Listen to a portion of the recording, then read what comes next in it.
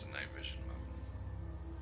So I'm gonna give you a little sneak peek of our haunted dolls. It's crazy because I got a few of these things at a local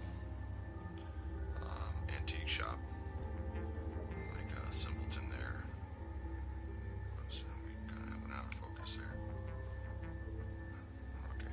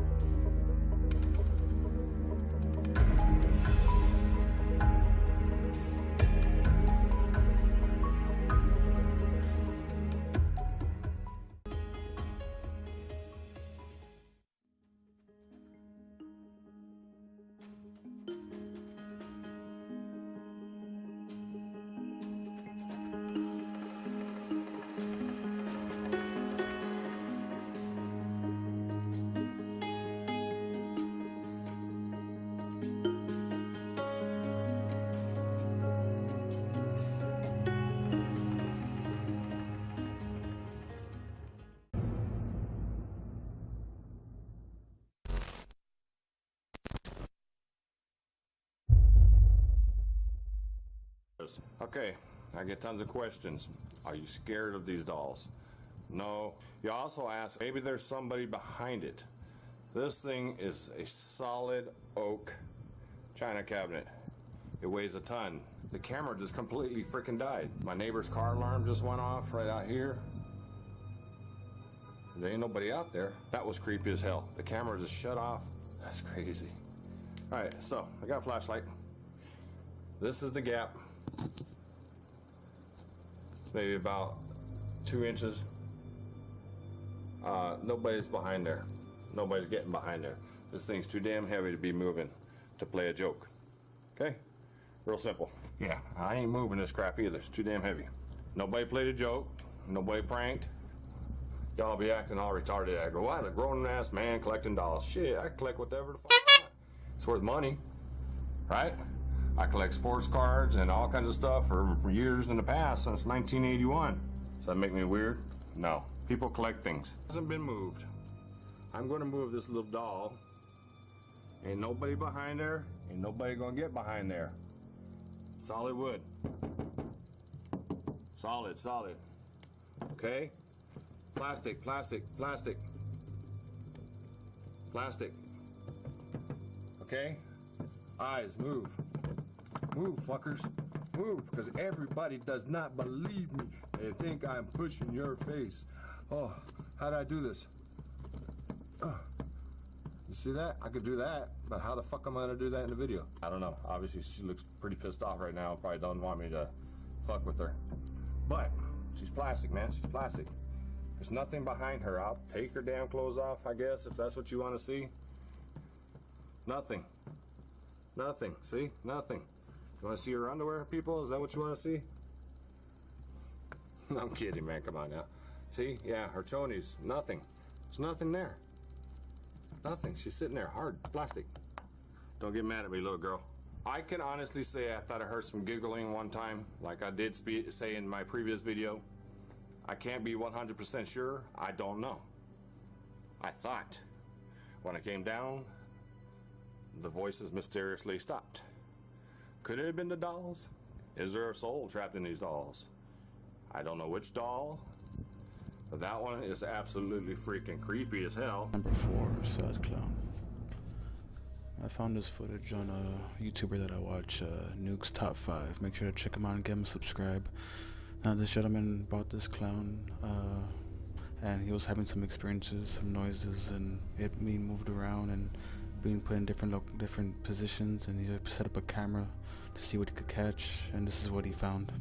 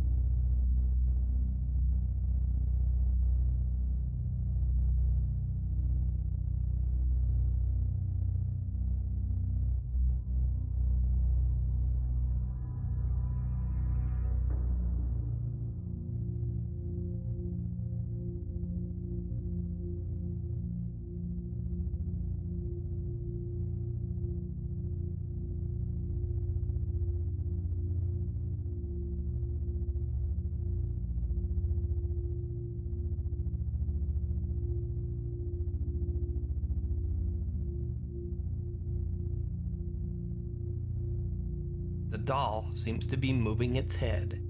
The footage looks even creepier when sped up to 3 times normal speed.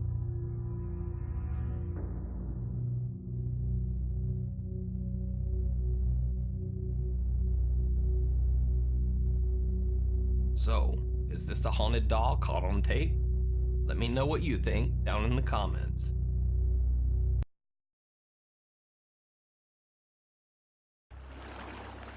Nowhere is that truer than here on the Island of the Dolls. It looks like a scene from a horror movie. Hundreds of dolls strung up and hanging from trees. Anastasio's uncle started collecting these dolls 50 years ago after he found the body of a young girl who drowned on these shores.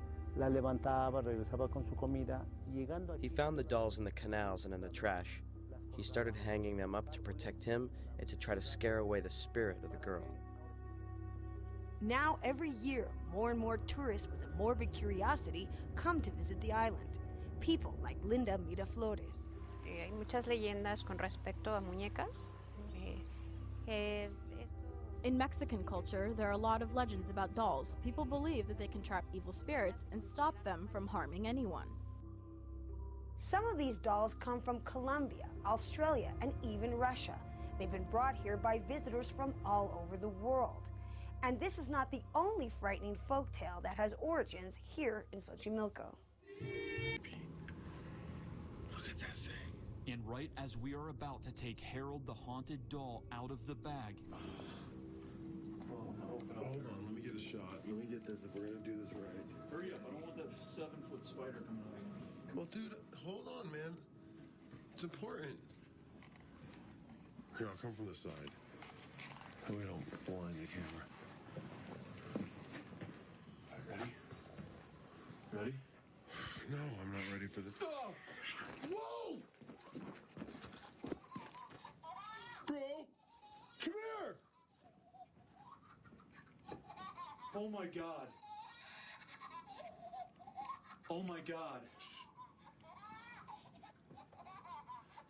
One of them's laughing. Oh my god. Oh my god, bro! Holy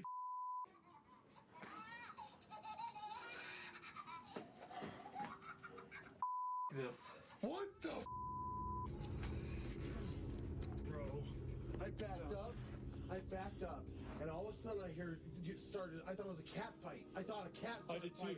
And then when you ran back, I was listening, just giggles, and I was like, it was straight as a horror. What the it was out of a horror movie.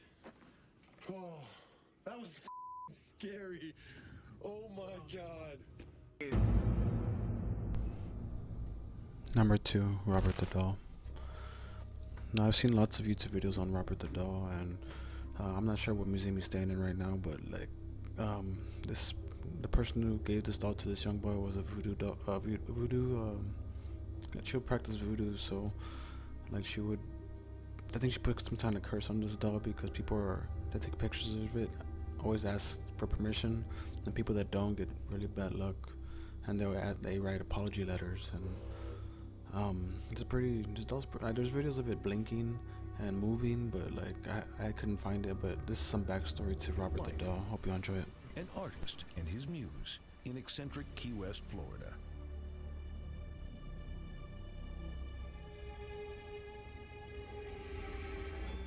This doll was given to the 6-year-old Robert Eugene by the family's Bahamian maid, who was said to practice voodoo. It was the perfect likeness of the young boy and was even named Robert after him. As a young boy, Eugene developed a strange fascination with Robert. He spent long hours alone with his doll, talking to it. And when anything went wrong at home, Eugene always knew who to blame. It was Robert, he would tell his parents. Robert did it. Robert did it.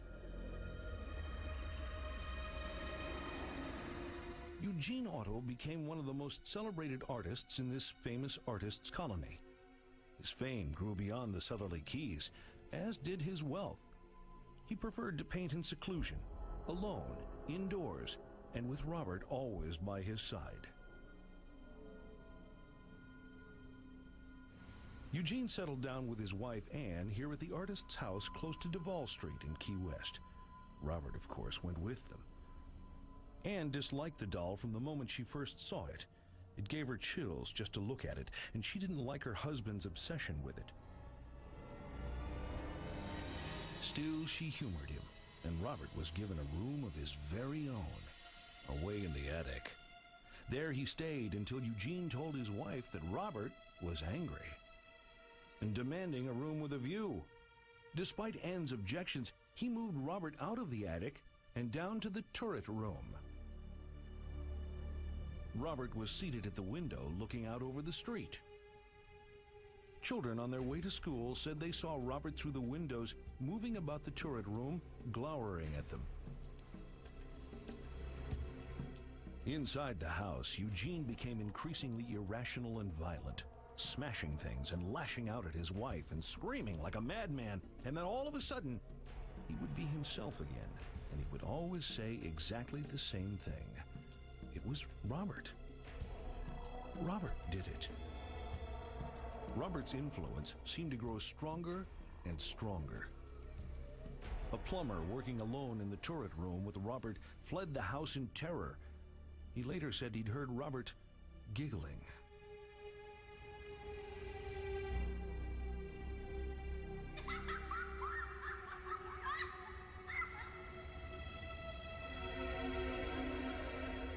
Other visitors swore that Robert's expression changed when they looked at him.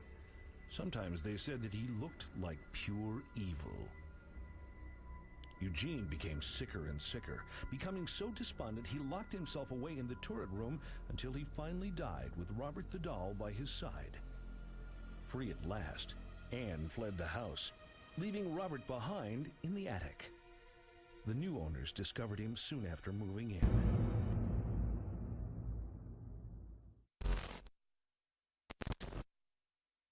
Backyard. Tony Spera is the curator of the New England Paranormal Research Center and also son-in-law of the famed Seekers of the Supernatural, Ed and Lorraine Warren. Through the Warrens' well-documented career, they have researched over 3,500 paranormal cases, and one of the most infamous being the story of a very innocent-looking Raggedy Ann doll. This, of course, is Annabelle, the cursed doll. And there was a movie made about it called Annabelle, and she was also featured at the beginning of the Conjuring movie. This doll was given to a nurse in Hartford in 1970. She lived in an apartment with a roommate, and the mother of the nurse gave her this doll for a birthday present because the girl liked dolls. She was about 28 years old. You can even see on the doll, if you looked really close, you could see a little bracelet on her arm. So they would treat it as a little girl. One day they woke up, there was a piece of parchment paper on the floor, and on the parchment paper, written in pencil, it said, "Help me." Nobody owned parchment paper. Nobody knew where that note came from. Now the girl said, wait a minute, someone's probably coming in this apartment. So they set up a little thing where they would put Scotch tape on the door of the apartment. They would place the rug just in a certain location to see if anyone was in that apartment when they weren't home. Well, they weren't. No one was in that apartment. Nothing was moved, except the doll. The doll would move. Evil erupted as the fiancé of the nurse, Lou, had a dream that he was being choked by Annabelle and awoke to throw the doll all the way across the room, when suddenly 4 slashes appeared on this young man's chest and stomach. 4 on the chest, 3 on the stomach, and you could see actually the blood coming through the shirt.